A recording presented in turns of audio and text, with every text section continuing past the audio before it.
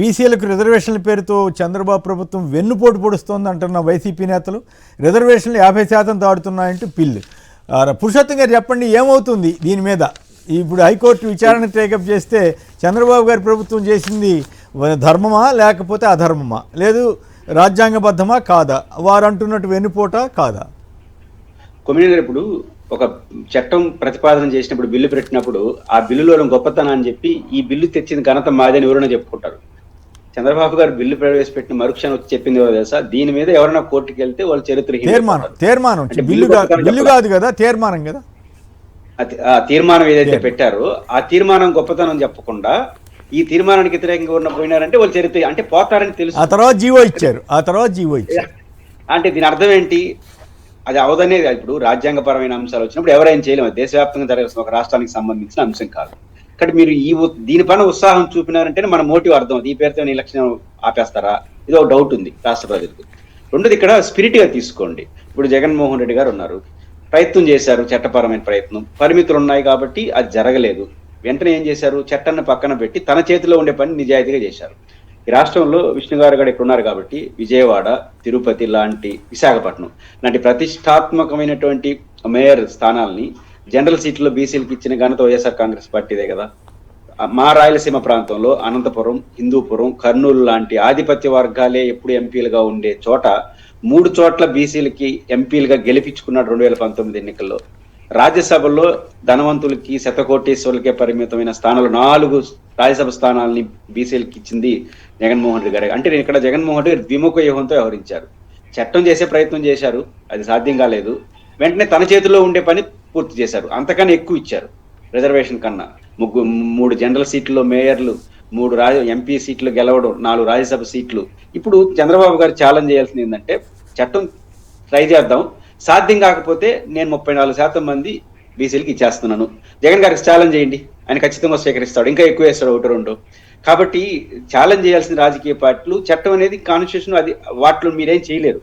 కాబట్టి చేయాల్సింది మీరు ఛాలెంజ్ ఎక్కడంటే, చట్టంతో సంబంధం లేకుండా జగన్ గారు 3 జనరల్ మేయర్ సీట్లలో బీసీలకు ఇచ్చాడు, నేను 4 ఇస్తానని చెప్పండి. ఛాలెంజ్ చేయండి. రాజ్యసభ సీట్లు 4 ఇచ్చాడు ఆయన, నేను 5 ఇస్తానని చెప్పండి. అంటే అట్లా ఛాలెంజ్ చేసుకుంటే ఏమైనా ఉపయోగం ఉంటుంది తప్ప దీనివల్ల పెద్ద ప్రయోజనం లేదు. దీనివల్ల ఏమవుతుందంటే, వాళ్ళకి రిజర్వేషన్ వస్తుందో లేదో కానీ ఎలక్షన్ జరుగుతుందా లేదా అని అనుమానం. ఏర్పాట్లు కూడా సరిగా లేవని అంటున్నారు. కొన్ని చోట్ల మున్సిపాలిటీల్లో వాటిలో కూడా కొన్ని ఇబ్బందులు ఉన్నాయంటున్నారు. అంబటి రామకృష్ణ యాదవ్ గారు పిసిసి ప్రధాన కార్యదర్శి వారి లైన్లో ఉన్నారు. అంబటి గారు, రామకృష్ణ గారు నమస్కారం, మాట్లాడండి. ఏమిటి ఇది? ఈ హైకోర్టులో ఏమవుతుంది ఈ రోజున విచారణ స్వీకరిస్తే? మొన్నే హెచ్చరించారు, 50% దాటితే మేము ఎట్లా ఊరుకుంటామని అన్నారని కూడా వార్తలు వచ్చాయి. మరి ఇవాళ విచారణకి రావచ్చు అంటున్నారు. కొమ్మినేని గారు నమస్కారం సార్. మీకు ప్యానల్ పెద్దలు సార్, ఇది హైకోర్టు డెఫినెట్గా నిలబడదు. మనకు అందరికీ తెలిసిందే. ఇదే బీజేపీ పాలిత ఉత్తరప్రదేశ్ లో కూడా వాళ్ళు 50% లోపలే ఉండాలి అని చెప్పి వాళ్ళు ఉన్న రిజర్వేషన్ 17% ఒక రాష్ట్రం, 22% ఒక రాష్ట్రం తగ్గించేశారు. మన రాష్ట్రంలో కూడా 34% ఉన్నదాన్ని ఆ పరిధిలోకి రావాలనే కదా గతంలో తగ్గించడం జరిగింది.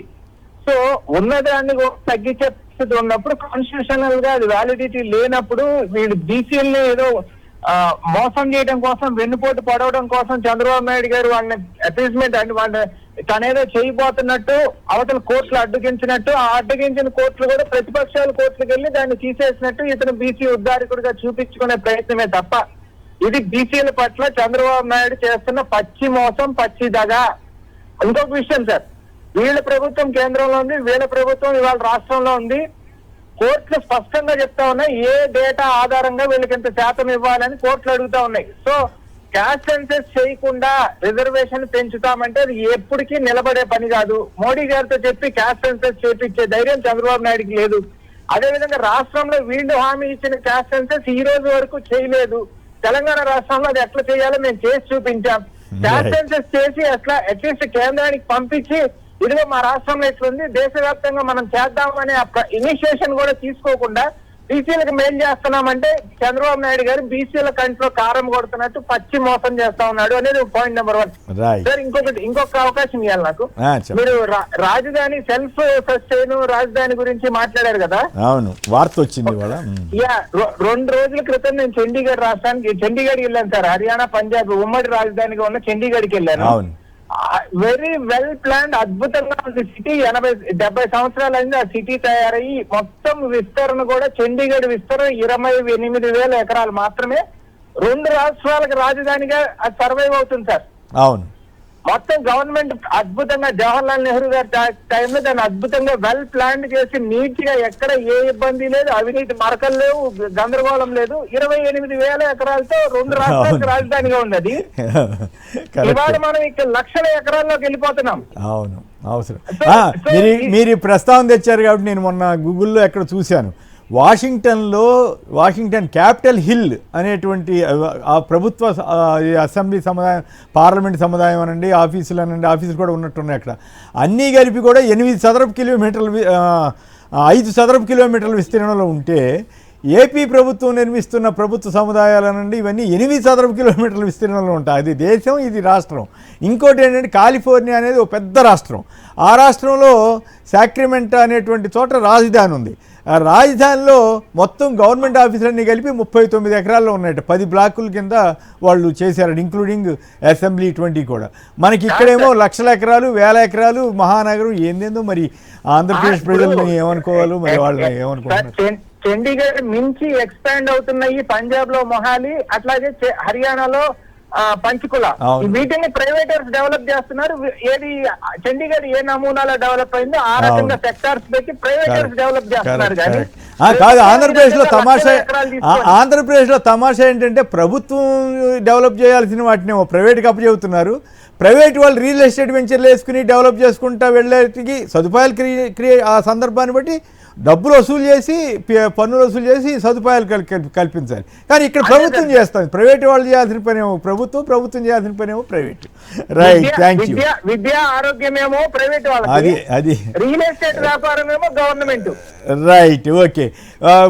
విష్ణు గారు సంక్షిప్తంగా చెప్పండి. సామాన్యులకు ధరాఘాతం అని వాళ్ళ వార్త వచ్చింది. చక్కెర అన్ని ధరలు పెరిగిపోయినట. మరోవైపు సెల్ఫ్ ఫైనాన్స్ అబద్ధం అని చెప్పి ఇవాళ వార్త వచ్చింది. ఈ రెంటి మీద మీ కామెంట్ ఏంటి? సార్, ఇప్పుడు పంచదార, అలాగే సంబంధించినటువంటి బెల్లం, మినపప్పు, పెసరపప్పు, కందిపప్పు, పాలు, పెట్రోల్, డీజిల్ మొత్తం ఇవన్నీ కూడా దాదాపుగా 25 నుంచి 50% వరకు పెరిగాయి సార్. సామాన్యుడు కొనలేనటువంటి పరిస్థితి. ప్రభుత్వం కళ్ళప్పకిచ్చి చూసింది, ఇంటర్వ్యూన్ కావట్లేదు. బ్లాక్ మార్కెటింగ్ జరుగుతుందా, లేకపోతే అధిక ధరలకు అమ్మాలనే ప్రయత్నం జరుగుతుందా, ఉత్పత్తి లేదా ఏంటి అనే దాని అసలు సివిల్ సప్లైస్ మీద ప్రజలకి ధరలని తగ్గించడంలో ఘోష ఒక నెల రోజులుగా ప్రజలందరూ కూడా ఇబ్బంది పడుతున్నా ఎటువంటి చర్యలు కూడా ఈ ప్రభుత్వం తీసుకున్నటువంటి దాఖలలో దాన్ని గాలికి వదిలేసింది. రైతు బజార్ల దగ్గర నుంచి మొత్తం అన్నీ కూడా. అట్లాగే ఇప్పుడు మనం ప్రధానంగా చర్చించుకునే అంశం ఏంటంటే సెల్ఫ్ ఫైనాన్స్ గురించి. సెల్ఫ్ ఫైనాన్స్ చూస్తా ఉన్నాం పదే ఇప్పటికీ కూడా అప్పులు ఒక పక్క చేస్తానే, రాష్ట్ర బడ్జెట్ నుంచి వడ్డీలు కడతానే ఇప్పటికీ కూడా సెల్ఫ్ ఫైనాన్స్ అంటున్నారు. సెల్ఫ్ ఫైనాన్స్ ఏ రకంగా అవుతుంది? సెల్ఫ్ ఫైనాన్స్ అంటే దాని కాళ్ళ మీద అది నిలబడాలి. అక్కడ కట్టినటువంటి అసెంబ్లీ బిల్డింగ్, లేకపోతే అక్కడ కట్టినటువంటి రోడ్లు కానీ ఇదేమైనా ఉపయోగపడేది ఉందా? ఎవరికైనా ఉపాధి కల్పించే పరిస్థితి ఉందా? రాజధాని అంటే ఏంటి? ఉపాధి సంబంధించినటువంటి అందరూ అక్కడికి చేరితే అక్కడ ఏదైనా ఉపాధి జరుగుతుందని వెళ్ళేటటువంటి పరిస్థితి. కానీ అప్పులు, వడ్డీలు, లేకపోతే రైతుల దగ్గర నుంచి భూములు తీసుకోవటము, ఈరోజు 53,000 ఎకరాల నుంచి 2 లక్షల ఎకరాల దాకా పోవటము, ప్రతి సందర్భంలోనూ అప్పులు చేయటము, కౌళ్లు కట్టడము, లేకపోతే వాళ్ళకి సంబంధించినటువంటి ఇవన్నీ చేయటం, ఇదంతా కూడా ఒక గందరగోళానికి తెరదీస్తుంది. అయినప్పటికీ కూడా ప్రభుత్వము, జగన్మోహన్ రెడ్డి గారు ఏదైతే సూచించారో లక్షల కోట్లు పెట్టుబడులు పెట్టే పరిస్థితిలో ఆంధ్రప్రదేశ్ లేదు. కాబట్టి మీరు మావిగన్ రూపంలో రండి, ఒక అర్బన్ డెవలప్మెంట్ అథారిటీ రూపంలో రండి, 3 నగరాలు కలిపి మీరు చేయండి అని చెప్తే అది కూడా నచ్చట్లేదు.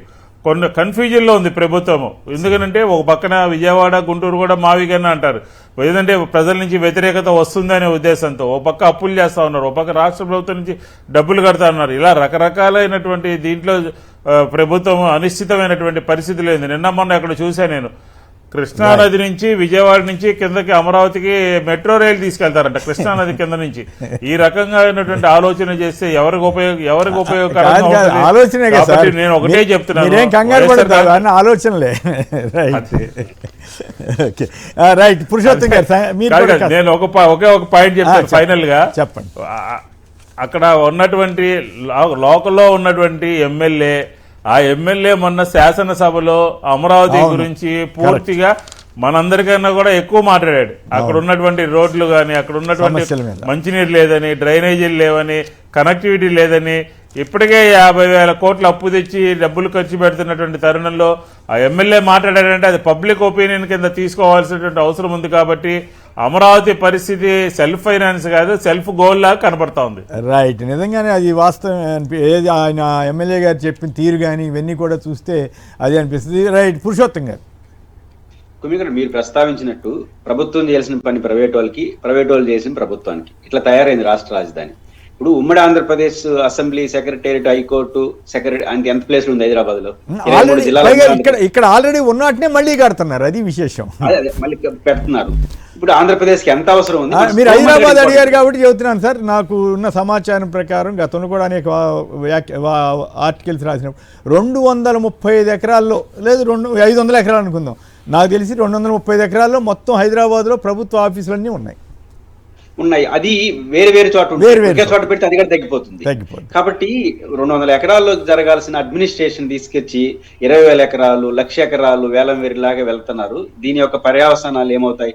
ఇప్పుడు 4.5 లక్షల కోట్లు అప్పు చేస్తే గానీ ఆ కొత్తగా తీసుకునే 2 లక్షల ఎకరాలకి సాధ్యం కాదు.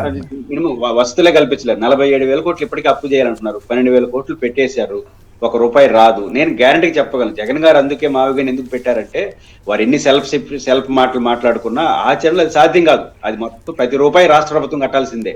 కాబట్టి అది భారం అవుతుంది రాష్ట్రానికి, ప్రయోజనం లేదు, అవసరం లేదు. కాబట్టి రాష్ట్రానికి ఎంత అవసరం మన స్తోమత ఇంపార్టెంట్. కుమ్మేణి గారు, నా లెవరు కారు అనుకున్నప్పుడు నేను స్పెషల్ ఫ్లైట్ లో పోతానంటే ఎట్ట సాధ్యం అవుతుంది? పోవడం తప్ప అంటే తప్పేం కాదు. నా స్తోమత ఏంటనేది చూసుకోవాలి. రాష్ట్ర స్తోమత ఎంత?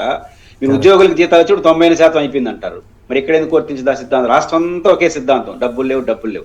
ఆడికి వస్తే మాత్రం ఆ సిద్ధాంతం వర్తించదు. ఇది ఎక్కడ పంచాయతీ అర్థం కాదు. ఇది భారం అవుతుంది. ఇప్పటికైనా ప్రభుత్వం ఆలోచిస్తే మంచిది, లేకపోతే రాజధాని కట్టలేరు, రాష్ట్రానికి భారం అవుతుంది.